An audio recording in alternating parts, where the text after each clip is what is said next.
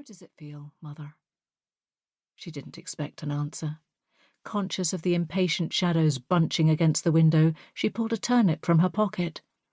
It was a slightly ridiculous vegetable, round and squat, yet it elicited the desired visceral reaction from Bitsy. Her trembling hand crept up her throat like a pale, blind spider, horrified by the hideous face gouged into the turnip's hard white flesh. "Do you remember how he loved carving these each year?" Alice murmured.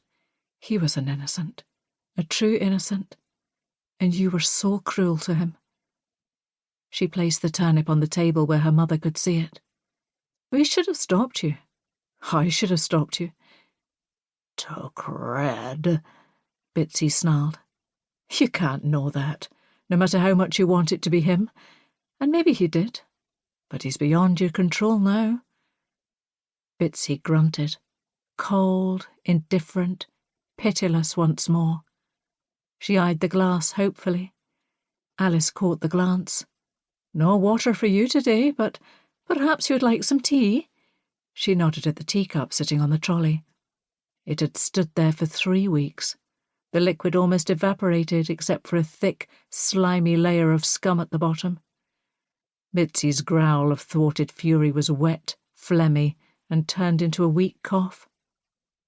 Leaning back, Alice waited for the question Bitsy had asked every day since her incapacitation. "Search?" "Still ongoing. The whole village is out scouring the island and the maids are going through the castle again." It was the same lie Alice always gave. An easy lie, feeding Bitsy's obsession that had induced a stroke 6 years ago, and it fed Alice's sense of dark justice. A bite of doubt itched her scalp. Bitsy was still a force of nature, still a presence felt throughout the castle, imbuing the very walls with her obsession like black mould. And the dead had always been restless here. Would her mother continue to infect the ancient stones after her last breath escaped? Alice shivered with horror at the very idea. Bitsy snorted her approval. The shadows dimmed the room, moist as vine mist, humming eagerly. Alice stood and went to the arched window. "Soon, soon," she murmured, fingers on the cold glass. The shadows pressed close, sinuous, coaxing, fickle. Beyond lay the humped Brigger Hags, the only way on and off the island. Tendrils of sea fog drifted off Loch na Scáthanna, shrouding its bloody waters. The surrounding Munros stood sentinel and constant, their snow-capped peaks wreathed in mushrooming clouds. She rested her forehead against the window. The shadows clustered closer, slithering, skittering, cajoling.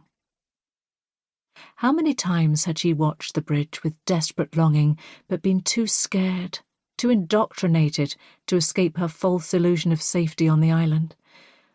It was too late now. The island was her prison. She would never leave it again. Countless lost wishes ached in her heart. She should have accepted his offer and blown the consequences. But wishes were useless. He was dead, and she was still rattling around the castle with only her mother and the nurse for company. Come tomorrow, she would be alone. "I see them sometimes," she said distantly, watching the shadows pat the cold glass, imploring. Bitsy grunted. Alice faced her mother. "She's in the garden and he's in the castle. They were so close, and now they can't find each other. Did you do something that night? I've often wondered, and Lord knows you've enough malice to wish the worst on innocents." She crossed to the trolley where Bitsy's dinner had been left by the nurse. She lifted the lid, releasing the steam of cabbage and chicken, boiled according to Alice's instructions. All colour and taste leached from the food. She placed the plate and a plastic spoon on the table out of her mother's reach. Bitsy's clawed hand scrambled for the spoon. "And now it's Samhain once again," said Alice, seating herself opposite her mother, smiling slightly at her impotent whimper. "You know what that means, Mother. I've never understood your love for this particular holiday, especially knowing every tragedy on the island happened on Samhain."